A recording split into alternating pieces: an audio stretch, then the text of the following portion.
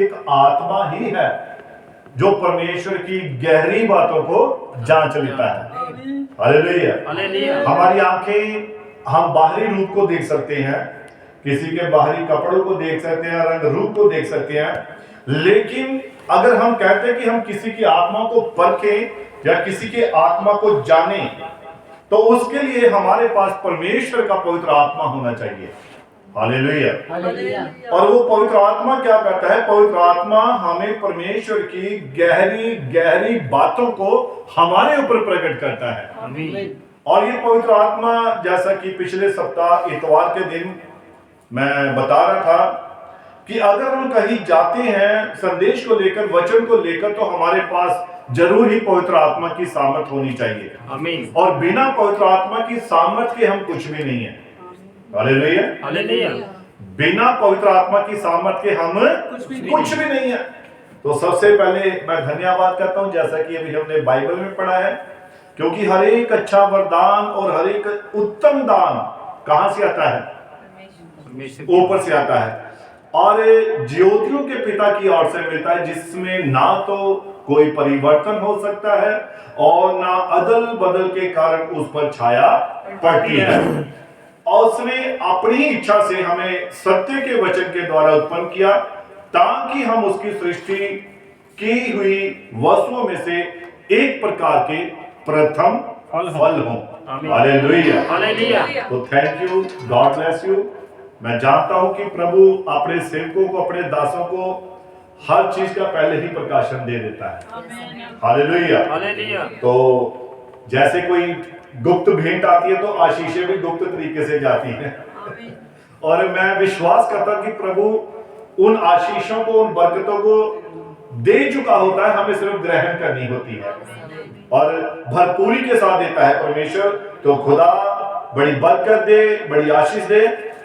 और जैसा कि अभी हमने यहाँ पर 18 आयत में हमने एक लास्ट, ये इसकी जो 18 आयत, इस पे हम पढ़ेंगे। उसने अपनी ही इच्छा से हमें सत्य के वचन के द्वारा उत्पन्न किया। अब देखिए, मनुष्य को पैदा किससे किया? उसने मनुष्य को मिट्टी से, आदम को कहां से बनाया? मिट्टी से, अपनी इच्छा से। लेकिन अब जब आदम, जो पहला आदम था, नबी कहता है कि वो पाप में मर गया, खत्म हो गया। लेकिन जो दूसरा आदम था वो आत्मिक था, वो शारीरिक नहीं था।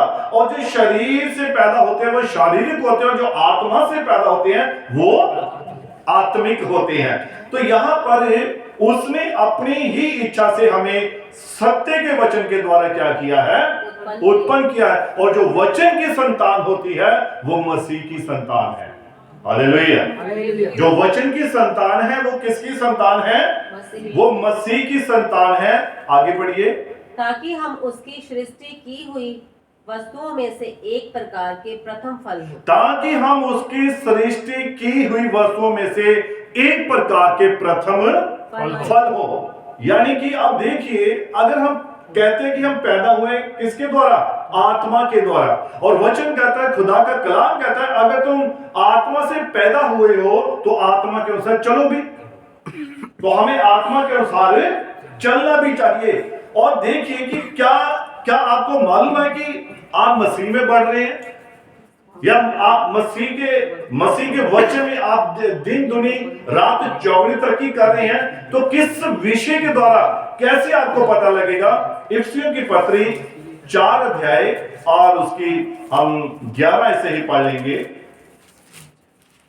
इफिसियों की पत्री 4 अध्याय और उसकी 11। उसने कुछ को प्रेरित नियुक्त करके, उसने कुछ को क्या नियुक्त करके दे दिया? प्रेरित नियुक्त करके दे दिया। पढ़िए। और कुछ को भविष्यवक्ता नियुक्त करके, और कुछ को भविष्यवक्ता नियुक्त करके दे दिया, और कुछ को रखवाले, और कुछ को रखवाले, और उपदेशक नियुक्त करके दे दिया, और उपदेशक नियुक्त करके दे दिया, जिससे पवित्र लोग सिद्ध हो जाए। जिससे कौन सिद्ध हो जाए? पवित्र लोग। अब पवित्र लोग कौन है? जो वचन के द्वारा पैदा हुए हैं, जिन्होंने वचन को अपने हृदय में रखा है, जिन्होंने वचन को अपने मन में जगह दी है, वो ही पवित्र लोग हैं। और हम भजन संहिता में भी पढ़ते हैं, पृथ्वी पर जितने भी पवित्र लोग हैं वो सभी आदर के योग्य हैं, वही महिमा के योग्य हैं। हालेलुया। और यहाँ पर हम पढ़ते हैं, देखा हमने, और उसने कुछ को प्रेरित नियुक्त करके, कुछ को भविष्यद्वक्ता, और कुछ को सुसमाचार सुनाने वाले, और कुछ को रखवाले, और कुछ को उपदेशक नियुक्त करके दे दिया, जिससे पवित्र लोग क्या हो जाएं? सिद्ध हो जाएं, और सेवा का काम कैसे हो? किया जाए, सेवा का काम आगे बढ़ता जाए। अब प्रभु की सेवा करने वाले कौन है? पवित्र लोग, आत्मा के साथ चलने वाले, वचन की अगुवाई में चलने वाले, वो ही खुदा के लोग हैं, और वो ही सेवा करने वाले लोग होते हैं, और वही खुदा के वचन को आगे लोगों में लेकर जाते हैं। हालेलुया। अब देखिए, आगे पढ़िए। और सेवा का काम किया जाए, हाँ जी, और मसीह की देह उन्नति पाए, और मसीह की देह जो है वो क्या करती जाए? उन्नति करती जाए, है ना, उन्नति पाए, यानी कि तरक्की पाए, मसीह की देह बढ़ती जाए। किसके द्वारा? वचन के द्वारा, कलाम के द्वारा, इन 5 प्रकार की सेवकाई के द्वारा मसीह की देह क्या करती जाए? उन्नति पाती जाए। हाँ जी, पढ़िए। जब तक कि हम सबके सब विश्वास और परमेश्वर के पुत्र की पहचान में एक ना हो जाएं। कब तक? जब तक कि हम सब के सब विश्वास और परमेश्वर के पुत्र की पहचान में एक ना हो जाए।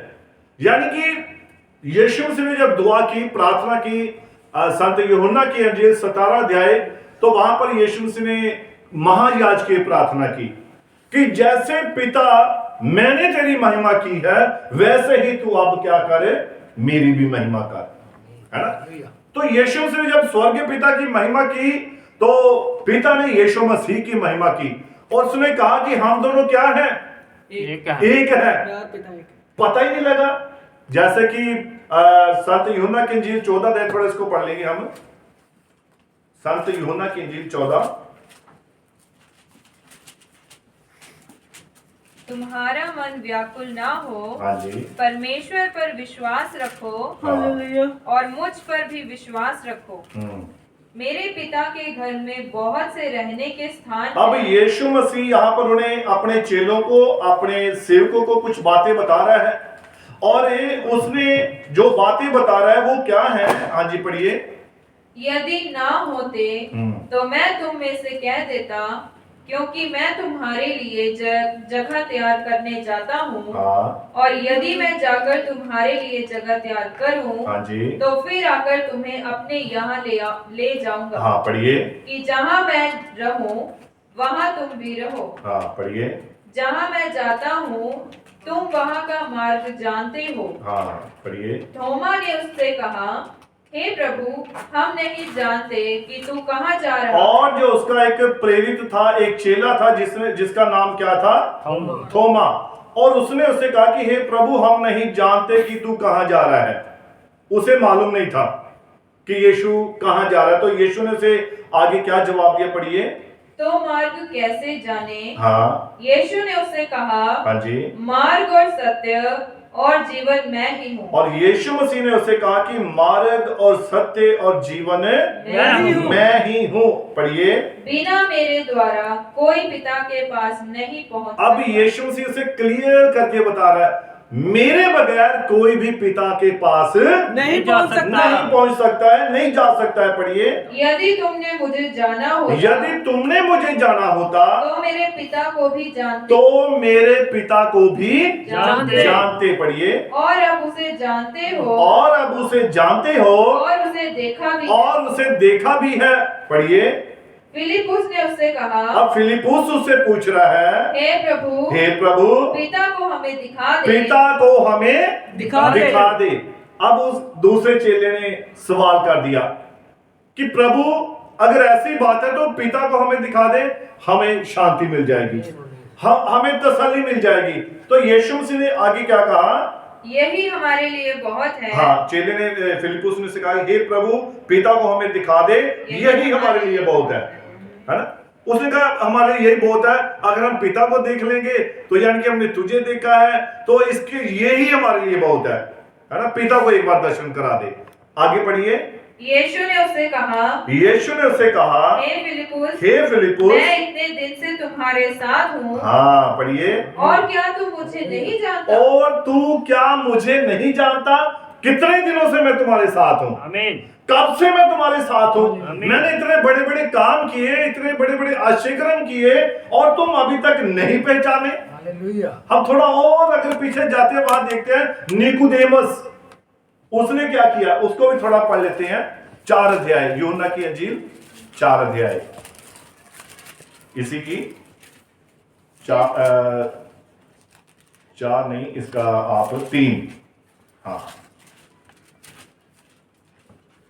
3 अध्याय पहली ऐसे पढ़ेंगे। फरीसियों में हाँ, निकोदेमुस नाम का एक मनुष्य था। अब देखिए, ध्यान से सुनिए। फरीसियों में निकुदेमस नाम का एक मनुष्य था, जो यहूदियों का सरदार था। और ये कौन था? यहूदियों का एक सरदार था। पढ़िए। उसने रात को यीशु के पास आकर उससे कहा, और ये दिन को नहीं आया, कब आया ये? ये रात को आया है। पढ़िए।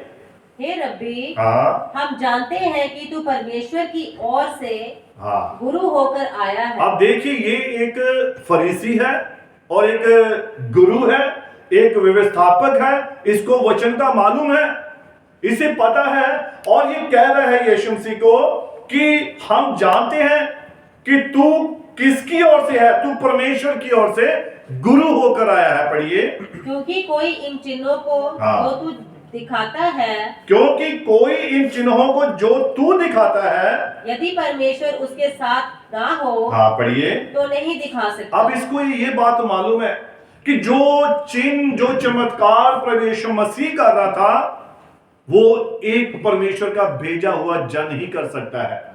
जो काम यीशु मसीह कर रहा था, और ये सब बातें ये फरीसी जानता था। ये एक निकोदेमस, जो एक फरीसियों का सरदार था, ये इस बात को जानता था। इसलिए उसने सवाल किया कि यदि परमेश्वर उसके साथ ना हो तो वो ऐसे चिन्ह नहीं दिखा सकता है। यानी कि उसने प्रमाणित किया कि यीशु मसीह के साथ परमेश्वर है ना, उसने प्रमाणित किया है। और वचन को वो जानता था, कलाम को वो जानता था, और उसने प्रमाणित करके बताया, बोल दिया उसने। और आगे उसने क्या कहा? पढ़िए। यीशु ने उसको उत्तर दिया, हाँ जी, मैं तुमसे सच सच कहता हूँ, हाँ जी, यदि कोई नए सिरे से ना जन्मे, हाँ जी, तो परमेश्वर का राज्य देख नहीं सकता। और यीशु मसीह ने निकोदेमुस से कहा कि मैं तुझसे सच सच कहता हूं कि जब तक मनुष्य नए सिरे से ना जन्मे, वो स्वर्ग के राज्य में प्रवेश नहीं कर सकता है, देख नहीं सकता है। यानी कि यहां पर फरीसियों का एक सरदार है जिसका नाम क्या है? निकोदेमस। इसने प्रमाणित कर दिया कि जो काम यीशु मसीह कर रहा है, अगर परमेश्वर इसके साथ ना हो तो ये ऐसा नहीं कर सकता। इसका मतलब यीशु मसीह के पिता परमेश्वर यीशु मसीह के साथ था। आमीन, हालेलुया। हालेलुया। अब इसने क्लियर कर दिया। अब यहां पर यीशु मसीह चेलों को क्लियर कर रहा है ना। 14 अध्याय में दोबारा वापस आएंगे। जिसने मुझे देखा है। अब यीशु मसीह चेलों से कह रहा है। फिलिप्पुस ने पूछा कि प्रभु यीशु मसीह, अगर ऐसी बात है तो पिता को हमें दिखा दे, हमारे लिए यही बहुत है।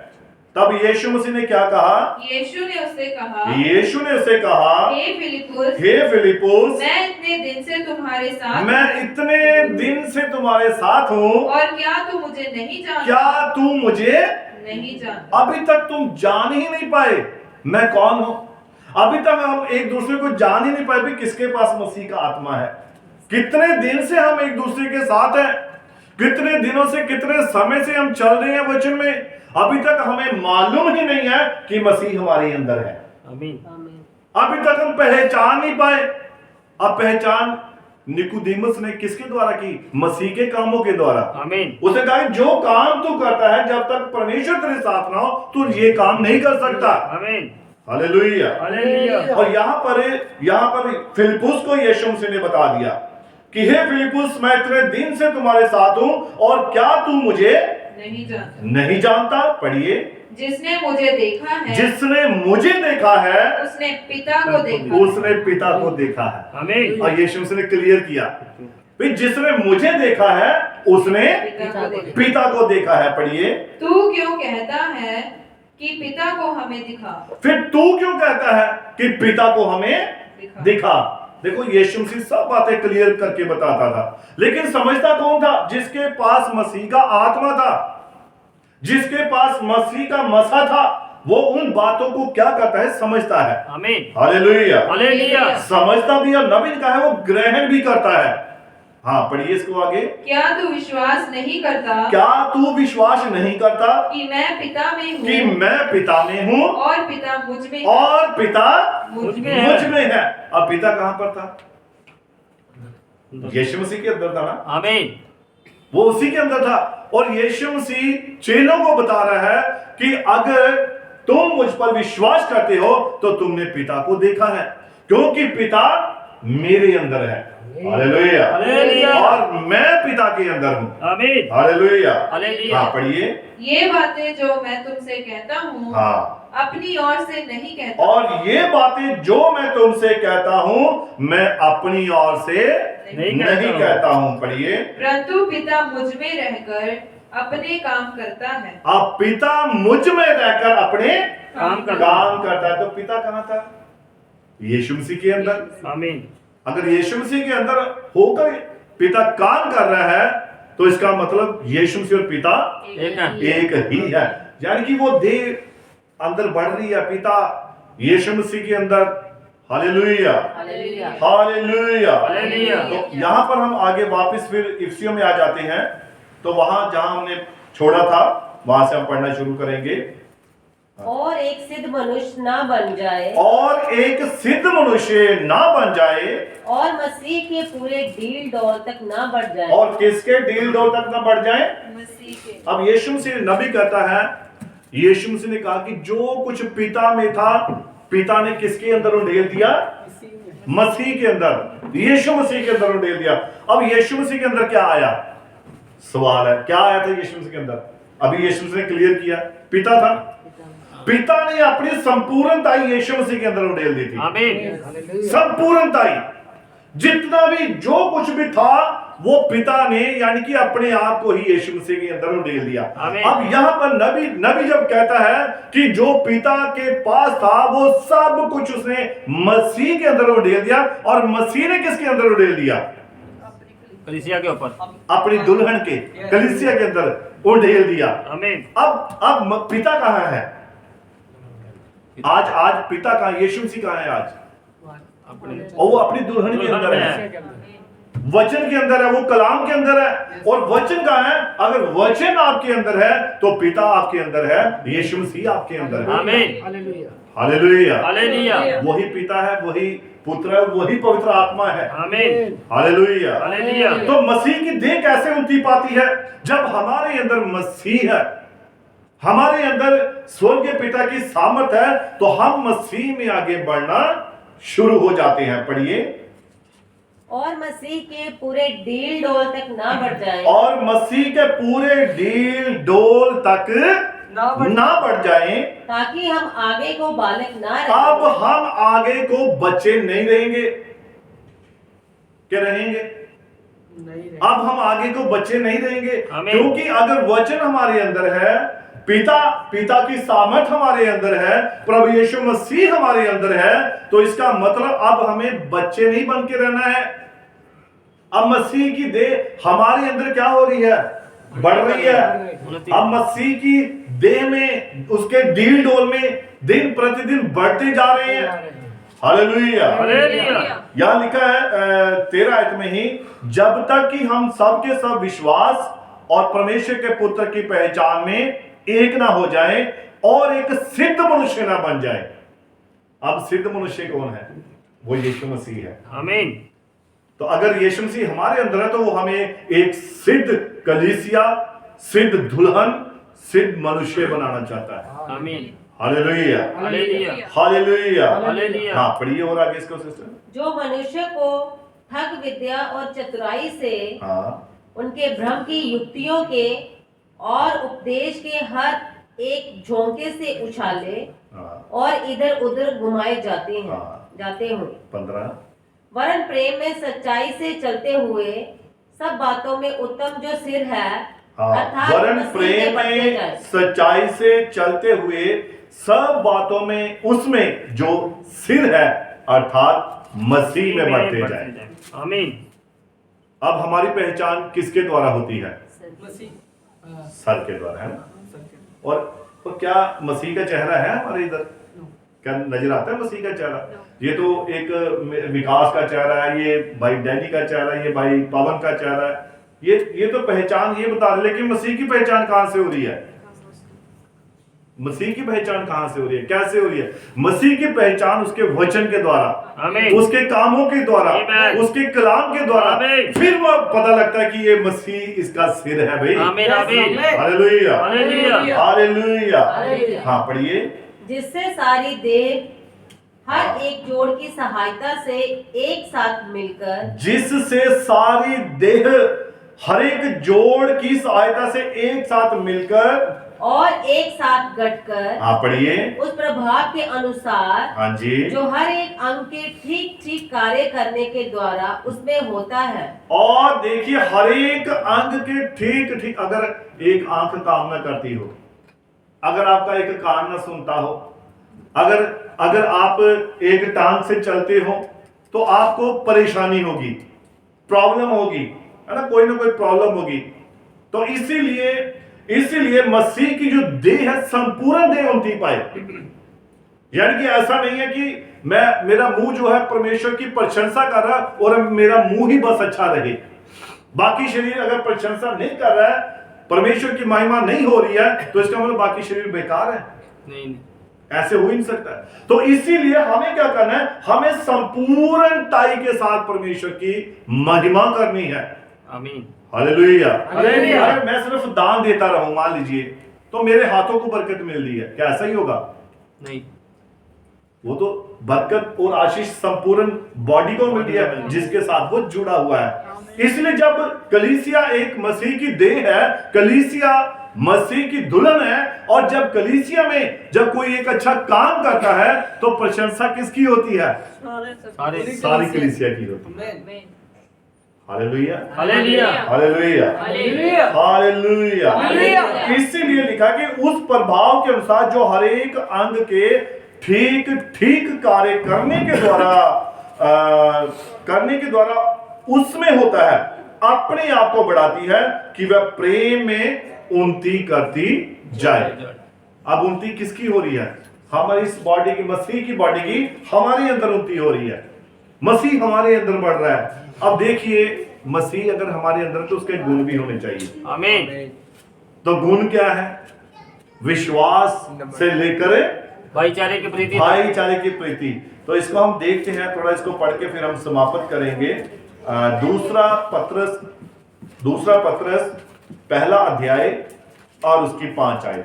शामोन पत्र दूसरा पत्रस पहला के अध्याय द्वारा 5 अध्याय 5 वर्सेस।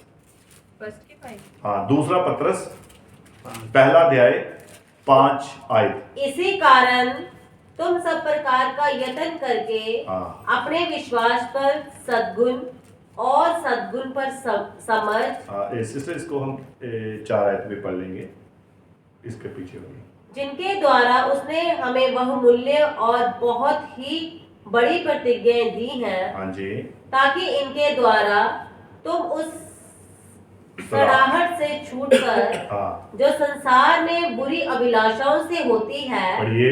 ईश्वरीय स्वभाव के संभागी हो जाओ। किसके संभागी हो जाओ? ईश्वरीय स्वभाव के। अब स्वभाव हमें किसका चाहिए? मसीह का। मसीह के स्वभाव में क्या होना है? हमने सहभागी होना है। हमारे अंदर हम कहते हैं मसीह है, मसीह का कलाम है, मसीह का वचन है, तो देह हमारा जीवन कुछ और ही प्रकट कर रहा हो, किसी और के जीवन को प्रकट कर रहा हो। तो जो मसीह अगर हमारे अंदर है, तो मसीह के गुण भी प्रकट होने चाहिए, मसीह के काम हमारे द्वारा प्रकट होने चाहिए। तो हम देखते हैं कि मसीह के काम क्या थे, उसका स्वभाव क्या था। पढ़िए। इसी कारण हाँ, तुम सब प्रकार का यत्न करके इसी कारण तुम सब प्रकार का यत्न करके अपने विश्वास पर सद्गुण, अपने विश्वास पर क्या सद्गुण। सद्गुण पढ़िए, और सद्गुण पर समझ, और सद्गुण पर किसे समझ। समझ, हाँ जी पढ़िए, और समझ पर संयम, और समझ पर संयम, और संयम पर धीरज, हाँ पढ़िए, और धीरज पर भक्ति, पढ़िए, और भक्ति पर भाईचारे की प्रीति, हाँ पढ़िए, और भाईचारे की प्रीति पर प्रेम बढ़ाते जाओ, और भाईचारे की प्रीति पर किसे बढ़ाते जाओ, प्रेम बढ़ाते जाओ। प्रेम बढ़ाते जाओ। Hallelujah, hallelujah. Hallelujah, hallelujah. Hallelujah. Hallelujah. भाईचारे की प्रीति पर प्रेम को बढ़ाते जाओ। पढ़िए, क्योंकि यदि ये बातें तुम में वर्तमान रहे, क्योंकि यदि ये बातें, कौन सी बातें, यही जो अभी हमने पढ़ी हैं, ईश्वरीय स्वभाव जो है, विश्वास, सद्गुण, समझ, संयम, धीरज, भक्ति, भक्ति के ऊपर भाईचारे की प्रीति, यदि ये गुण तुम्हारे अंदर वर्तमान रहे, प्रेजेंट रहे, आमीन। मौजूद रहे, आमीन। तब क्या करेंगे, ये वर्तमान रहे और बढ़ती जाए, और बढ़ती जाए, तो तुम्हें हमारे प्रभु यीशु मसीह की पहचान में, गॉड ब्लेस यू, तो तुम्हें हमारे प्रभु यीशु मसीह की पहचान में निकम्मे और निष्फल न होने देगी। ना तो ये निकम्मे होने देगी और ना ही तुम्हें कभी निष्फल होने देगी। कौन सी बातें, यही बातें। अगर ये बातें हमारे अंदर हैं, मसीह का स्वभाव हमारे अंदर है, तो मसीह की देश का मतलब हमारे अंदर उन्नति कर रही है। हम दिन प्रतिदिन मसीह के स्वभाव में सहभागी होते जा रहे हैं, मसीह हमारे अंदर प्रकट होता जा रहा है। अगर ये गुण आपके अंदर दिखाई दे रहे हैं, और वचन कहता है जिसके अंदर ये गुण नहीं है वो अंधा है।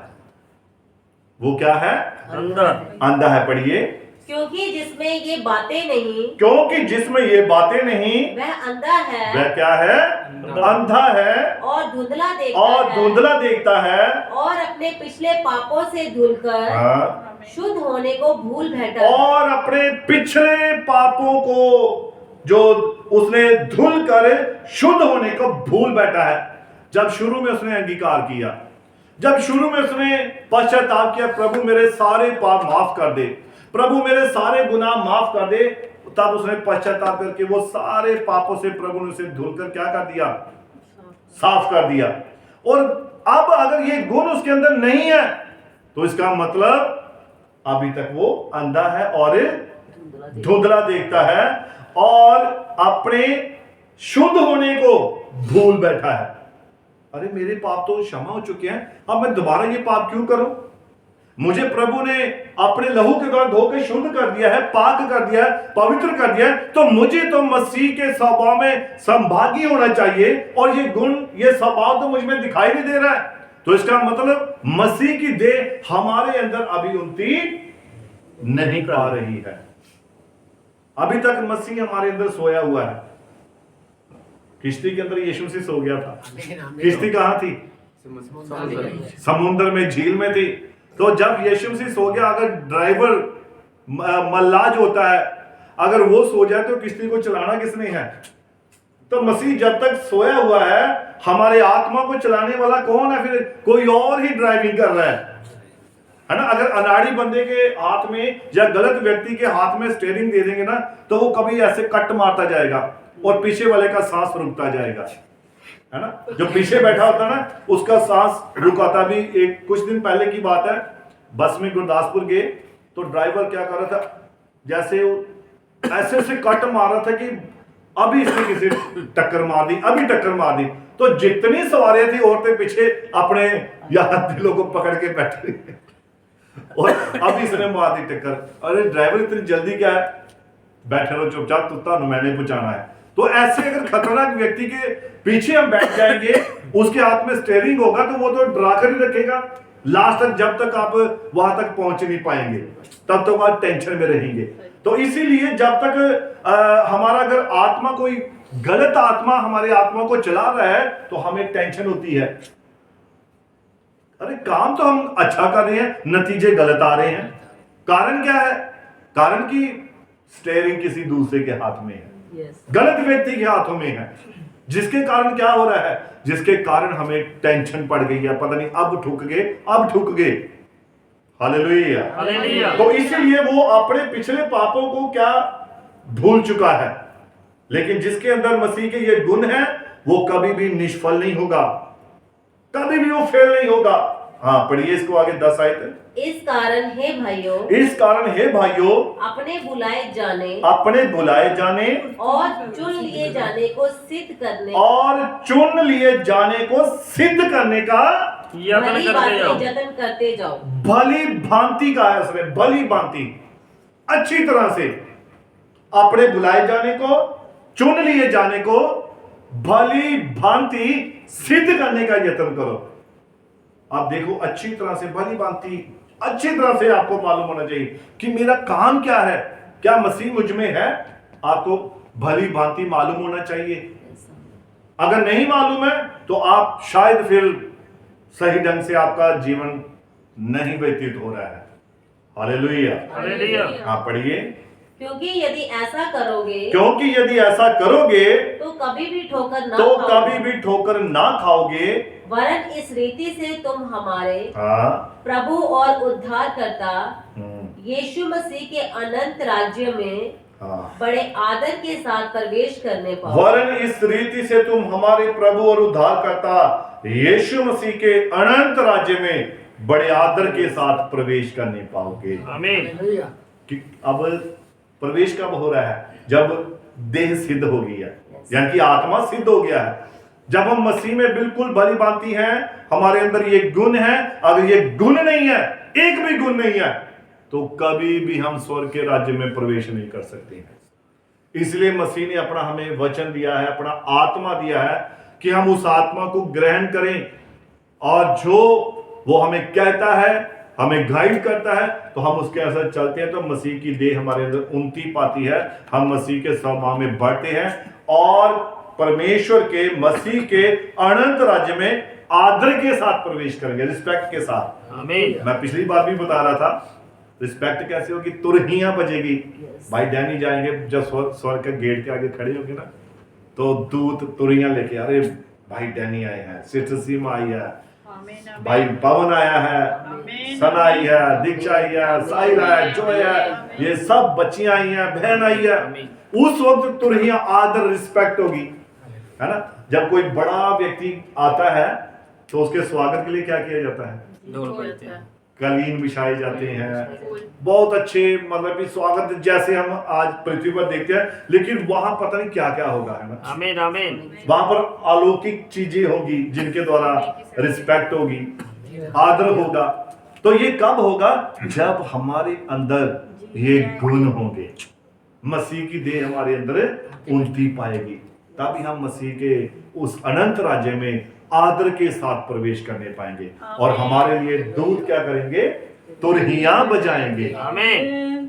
और आपने शायद, मेरे ख्याल से कभी ऐसा फीलिंग का टाइम शायद मिला हो। मिला। तो जब ऐसा होता है, जब आपको बहुत ज्यादा आदर मान दिया जाता है, किसी शादी समारोह में जाते हैं, तो आजकल तो कैमरे वाले दूसरे सब आ जाते हैं खड़े, जो आपकी फोटो खींचनी है। तो उस वक्त मन करता है, अरे हमें इतना आदर दिया जा रहा है, हमें इतनी रिस्पेक्ट दी जा रही है। तो उस वक्त हृदय खुश होता है, आनंदित होता है। तो ये पृथ्वी का आनंद अगर इतना खुश करता है, तो स्वर्ग का आनंद हमें कितना खुश करेगा। आमीन। उस प्रवेश के समय में हम कितने ही आदर के योग्य गिने जाएंगे। आमीन। आमीन। Hallelujah, hallelujah. हालेलुया। इसलिए हमें मसीह के स्वभाव में आगे बढ़ना है, और मसीह की देह हमारे अंदर उन्नति पाए, ये हमें मालूम होना चाहिए। हमारे कामों के द्वारा, हमारी बातों के द्वारा, और हमारे देखने के द्वारा, बोलने के द्वारा, चलने के द्वारा, हर बात में मसीह का स्वभाव हमारे अंदर नजर आए, तभी हम मसीह के राज्य में आगे प्रवेश कर सकते हैं। God bless you. प्रभु आप सभी को बड़ी बरकत दे, बड़ी आशीष दे। आइए हम सभी अपने सिरों को झुकाएंगे, आंखों को बंद करेंगे और दुआ में जाएंगे। महान स्वर्गीय पिता प्रभु यीशु मसीह, मैं तेरा धन्यवाद करता हूँ प्रभु, तो सचमुच महान और सामर्थी परमेश्वर है। सारी सामर्थ पिता तेरे वचन में है और प्रभु तू तेरे वचन के द्वारा तेरे लोगों की अगुवाई करता है। मेरे पिता, मेरे स्वामी प्रभु यीशु मसीह, तो सचमुच दया से भरपूर, कृपा से भरपूर, प्रेम से भरपूर परमेश्वर प्रभु, तूने आज तेरे बच्चों को, तेरी बेटियों को, तेरे बेटों को तेरे वचन के द्वारा पोषित किया है प्रभु। तेरा वचन दिया है, तेरा कलाम दिया है प्रभु, होने पाए कि ये मसीह की देह में उनकी पाते जाए प्रभु, मसीह की देह इनमें बढ़ती जाए प्रभु, और ये प्रभु तेरे स्वभाव में संभागी होते जाए प्रभु, और तेरे उन गुणों को प्रकट करते जाए प्रभु। मेरी प्रार्थना है, मेरी विनती है प्रभु, बाकी भाई बहनों के लिए प्रभु जो आज आना चाहते थे प्रभु, परंतु किसी कारणवश नहीं आ पाए प्रभु, उन सभी के ऊपर भी तेरी बड़ी दया कर, बड़ी कृपा का प्रभु यीशु मसीहा।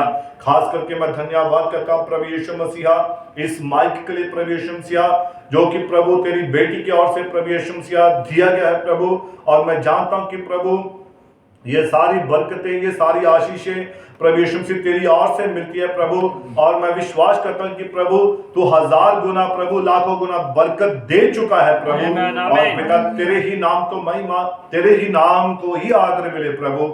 तू दया कर, कृपा कर, मदद कर, सहायता कर प्रभु यीशु मसीह। सारी महिमा, सारा आदर मैं तुझे ही देता हूँ पिता। जिस प्रकार से तूने तेरे प्रभु बेटों को, तेरी बेटियों को सही सलाम प्रभु इस स्थान में, तेरे भवन में लेकर आया प्रभु, वैसे ही प्रभु जब ये वापस घर में जाए, तेरा स्वर्ग दूत इनके साथ हो, इनके अंग संग हो प्रभु, और प्रभु तेरे नाम को ही महिमा दे पिता। तू दया कर, कृपा कर, मदद कर, सहायता कर। मेरी इस प्रार्थना को सुनकर दूर कर। इस प्रार्थना को प्रभु यीशु मसीह के नाम से मांगता हूँ, आमीन, आमीन, आमीन।